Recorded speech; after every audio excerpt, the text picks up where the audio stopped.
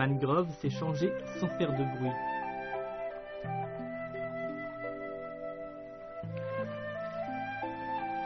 Le fruit mûr reste attaché à sa mère. Il va se nourrir jusqu'à ce que la plantule bourgeonne.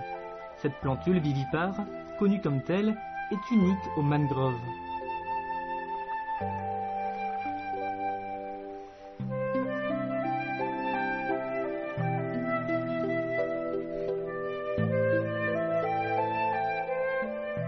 La plantule vivipare, bien qu'elle n'a eu qu'une courte période de croissance, a appris beaucoup de choses. Ses racines sont plus larges que ses feuilles. Cette structure unique est vitale pour sa survie.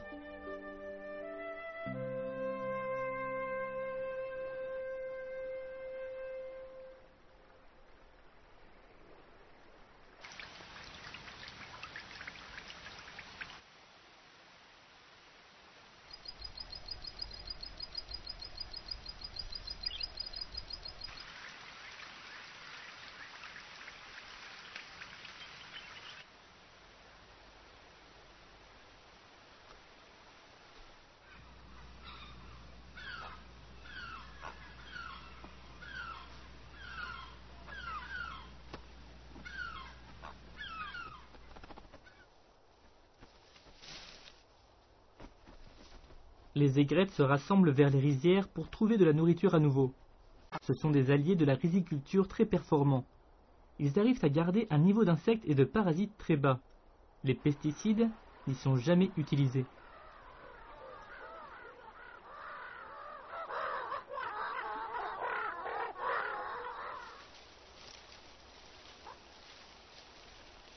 Le crapier de grès fortifie son nid.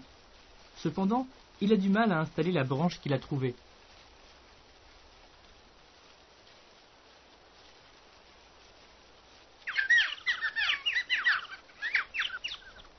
Au bout d'un mois, les bébés aigrettes ont grandi, mais ils ne savent toujours pas voler.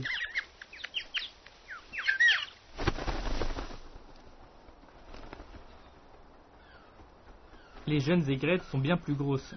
Elles ont développé un gros appétit. Leurs parents doivent chercher de la nourriture pour elles toutes les 15 minutes.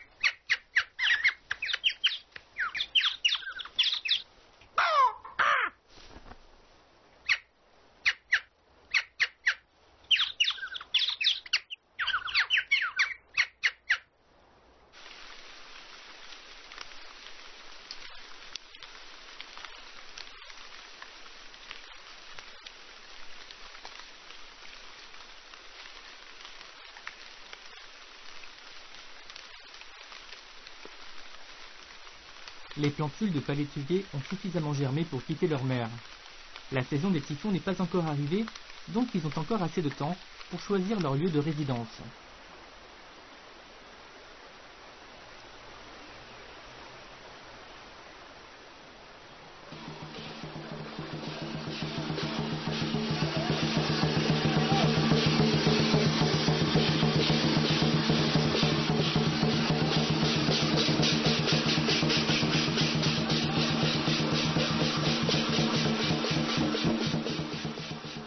Le Duanwuo est une des nombreuses fêtes traditionnelles chinoises. Elle correspond au 5e jour du 5e mois du calendrier lunaire. On l'appelle aussi la fête des bateaux dragons. Les habitants près de la mer organisent une course de bateaux dragons pour cette occasion. C'est aussi le moment de faire ses adieux aux jeunes hommes qui partiront en mer à la saison de la pêche.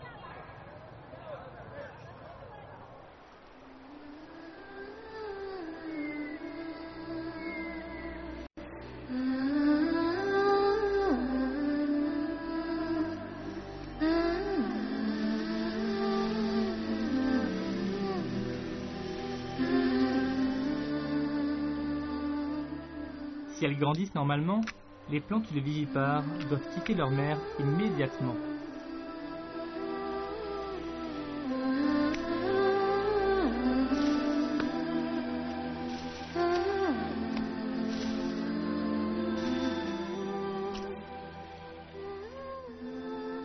Ses racines étant lourdes pour son corps, la plantule vivipare peut pénétrer dans la vase molle dès qu'elle tombe.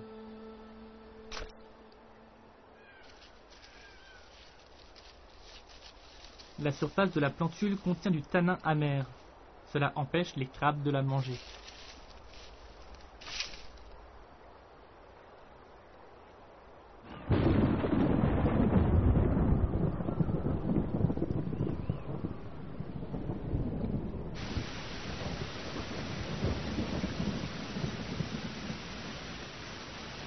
La force averse est précieuse pour les plantules vivipares qui sont déjà enfoncées dans la vase.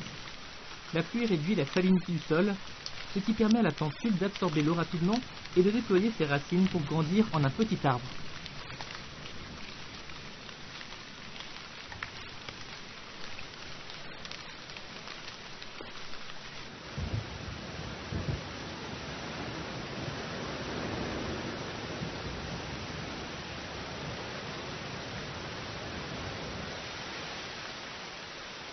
Le nid des aigrettes est à nouveau pris dans la pluie torrentielle.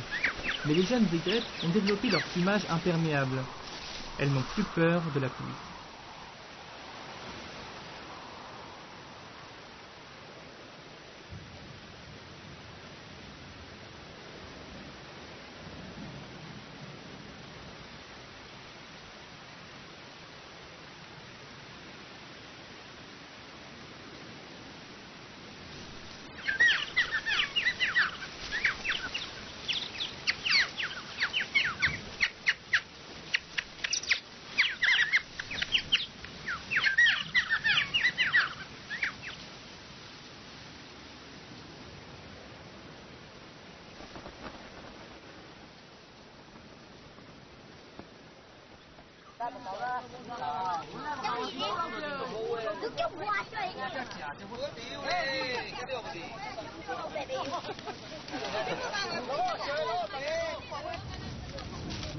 La nuit venue, les Chinois pendent des lampes Kongmian dans le golfe de mangrove. C'est une manière de prier pour une bonne récolte alors que la saison de la pêche approche.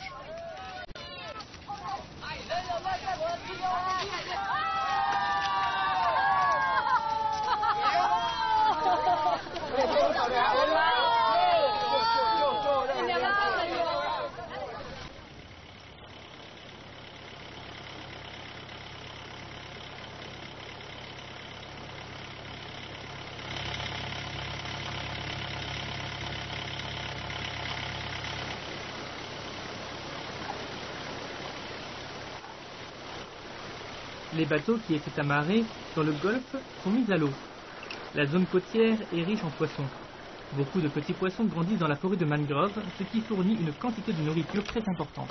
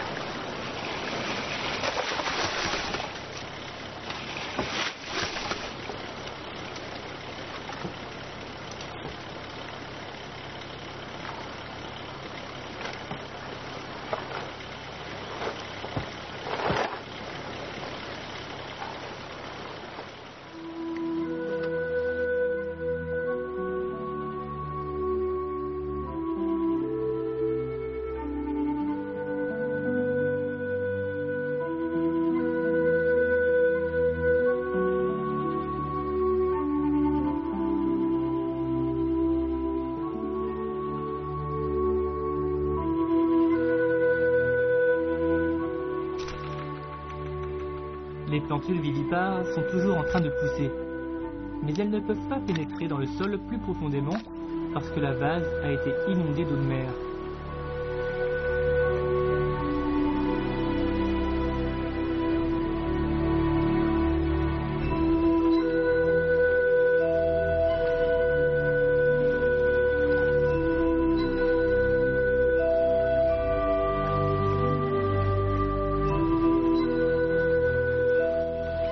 Les plantules vivipares se préparent à la marée haute avant de tomber des arbres.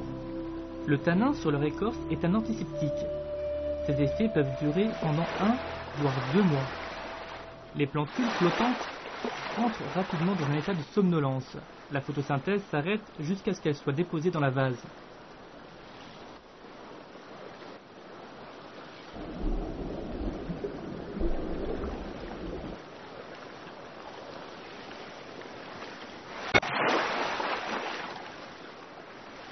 La marée transporte les graines de mangrove vers des endroits éloignés. Les biologistes ont découvert que toutes les mangroves du monde partagent des gènes entièrement identiques.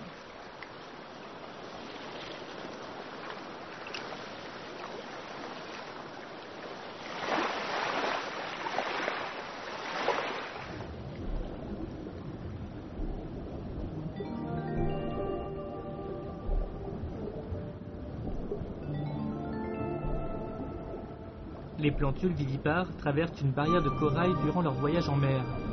La forêt de mangrove et la barrière de corail établissent des échanges permanents. La forêt fournit de la nourriture organique au corail et aux autres organismes vivants, tandis que les poissons de la barrière de corail pondent dans la forêt. La forêt de mangrove, la barrière de corail et les îles sont considérés comme 3 écosystèmes bien distincts de la zone côtière.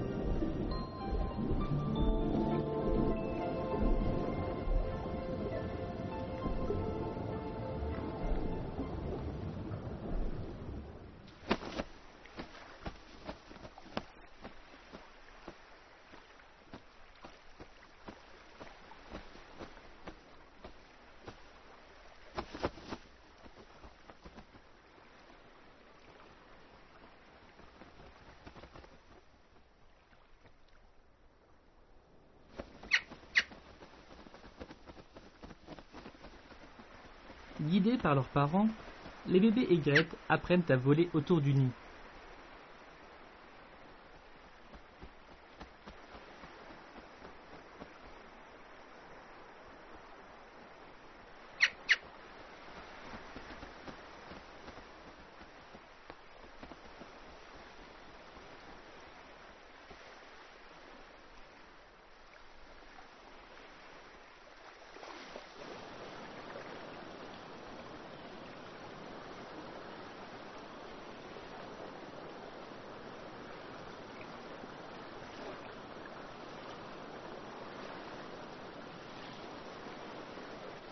Dans la soirée, les aigrettes emmènent leurs petits à la recherche de nourriture dans les marécages.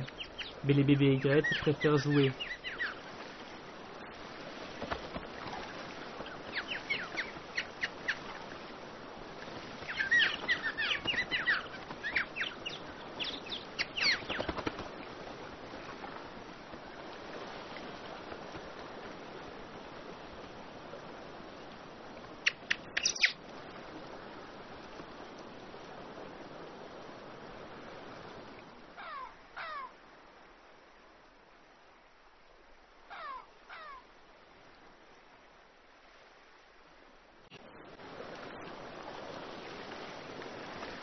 Les plantules vivipares flottent dans la mer. Il y a une petite île au loin.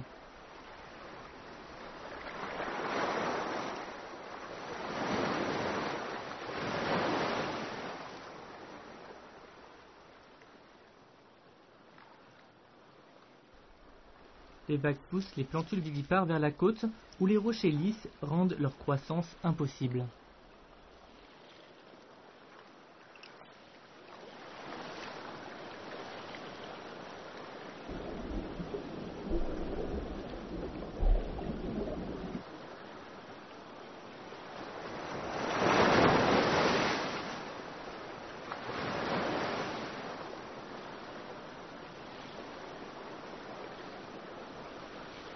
Sous la chaleur extrême du soleil tropical, les plantules vivipares qui ont rejoint le chemin vers la côte vont se transformer en morceaux de bois en à peine une journée.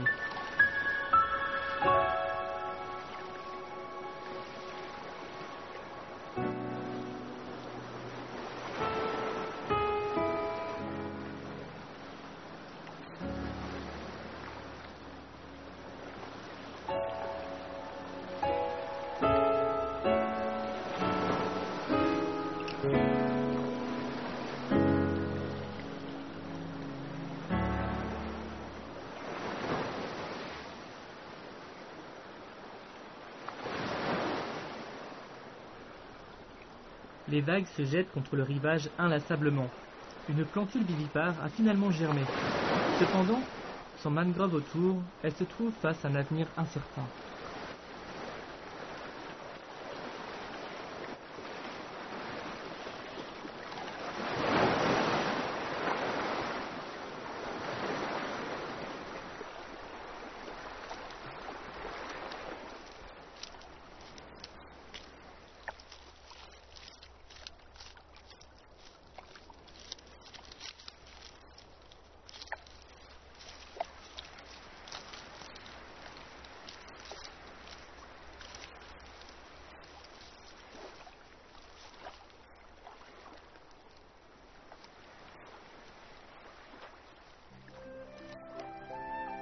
La famille de crabes violonistes compte beaucoup de membres maintenant. Le crabe mâle, qui avait la suite la plus jolie, quitte maintenant le foyer avec son épouse. Les conditions de vie peuvent être difficiles, mais la vie continue.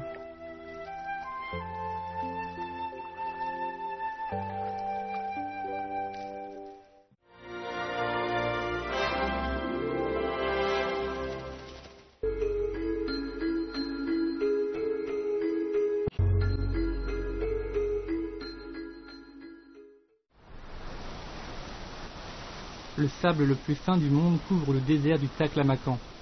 Un souffle de vent et les grains de sable s'envolent dans les airs. Nous sommes au mois de mars. Le soleil se lève et le vent du nord-est souffle un courant d'air chaud. Le sable a commencé un nouveau voyage.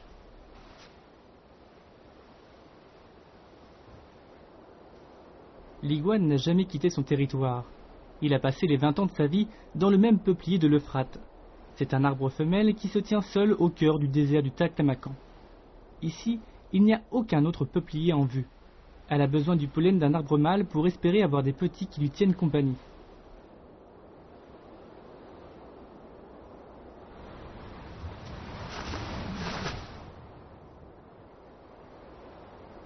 La semaine pendant laquelle elle fleurit est l'opportunité de l'année. Cet arbre en fleurs dans le désert attend le vent qui changera peut-être sa destinée.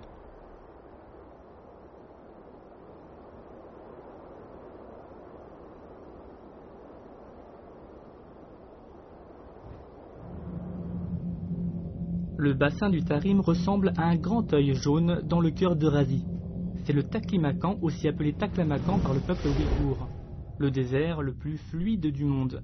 La neige fondue des hautes montagnes coule dans le bassin et converge pour former une source de vie dans le désert, le fleuve Tarim. Aucun lit de rivière ne peut se former dans le désert pour longtemps. Auparavant, le fleuve Tarim coulait à travers la région à 130 km de son cours actuel. Les peupliers de l'Euphrate poussent le long du fleuve où qu'il coule.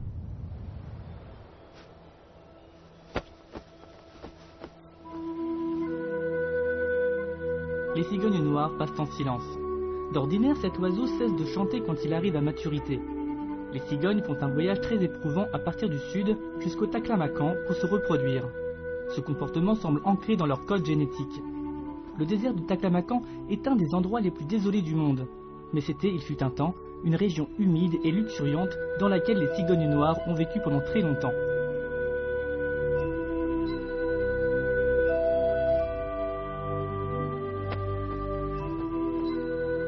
Les cigognes noires sont nées parmi les peupliers de l'Euphrate en aval du fleuve Tarim. Cette année, il y a encore moins d'eau dans le fleuve que l'année dernière. Cela pose un problème pour la nutrition des bébés cigognes noires.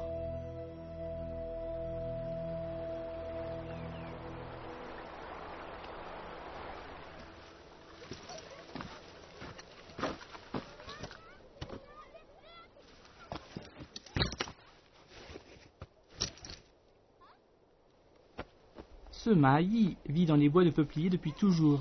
Le vieil homme connaît chacun des résidents et des individus de passage. Ils se réunissent ensemble pour accueillir la venue du printemps.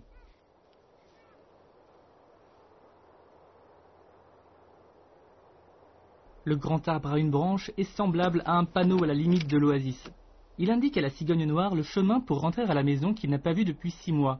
Le grand arbre à une branche est posté à la limite des bois de peupliers de l'Euphrate.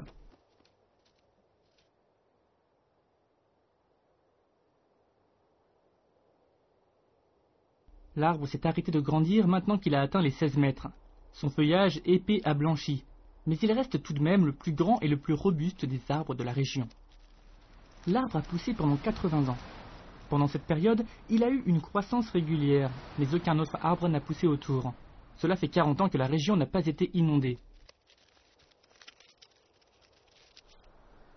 Le printemps de cette année est particulièrement sec. Aucun des arbres n'a encore fleuri. Une odeur de désespoir flotte dans l'air.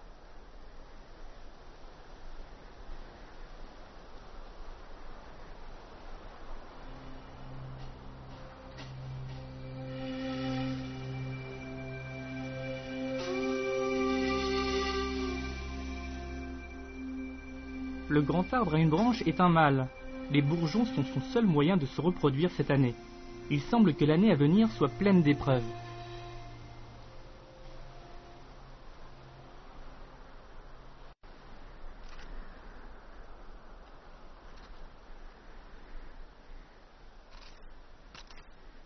Une légère agitation dans le tronc d'un peuplier de l'Euphrate réveille les petites créatures souterraines. La chenille se réveille après 10 mois de sommeil. Elle sort de 10 cm de profondeur et retourne dans les bois de peuplier. Elle passera ses derniers jours au-dessus de la terre. La chenille est un mâle et elle cherche une femelle pour s'accoupler. Après que ses ailes ont séché, elle volera au sommet de l'arbre auprès de sa partenaire.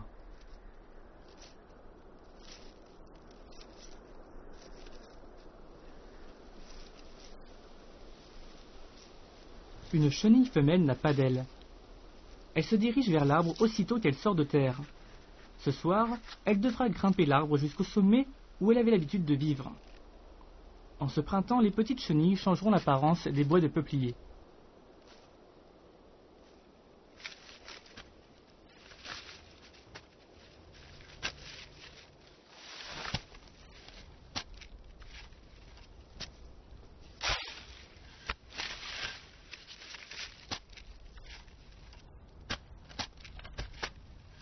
Le ménage de printemps a commencé.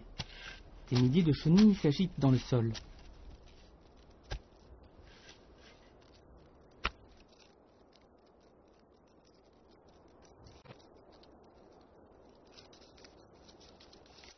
Le sommet de l'arbre est sa destination. Elle avance petit à petit. Les peupliers de l'Euphrate n'ont pas encore toutes leurs feuilles.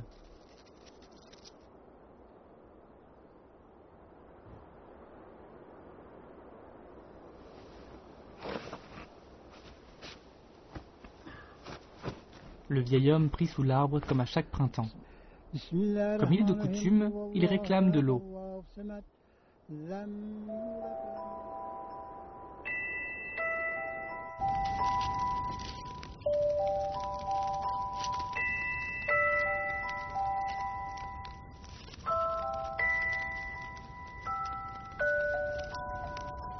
La montée au sommet de l'arbre se révèle être un voyage très éprouvant pour la chenille femelle. Elle a passé les 10 derniers mois dans un sol sombre pour se préparer à la réunion de ce soir. Les femelles pondent en haut de l'arbre pour que les jeunes chenilles puissent se nourrir des feuilles du peuplier.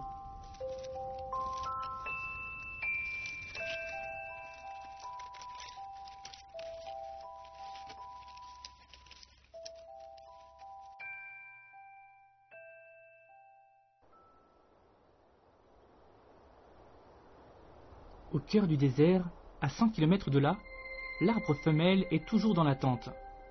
Le sable qui s'est amassé sur tant d'années et qui a enterré tous ses compagnons est maintenant en train de la réconforter. Elle y répond en enterrant ses racines plus profondément.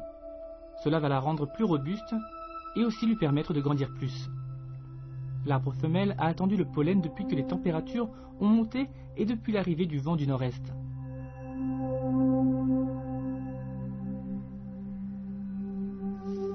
Les fleurs sont humides et collantes, ce qui a pour but d'attirer le pollen porté par le vent. Cependant, elles ne vivront que durant 7 jours, durée pendant laquelle l'humidité des pétales s'évaporera lentement dans l'air sec. Passé cette période, le pollen ne sera plus attiré et aucun arbre ne pourra pousser.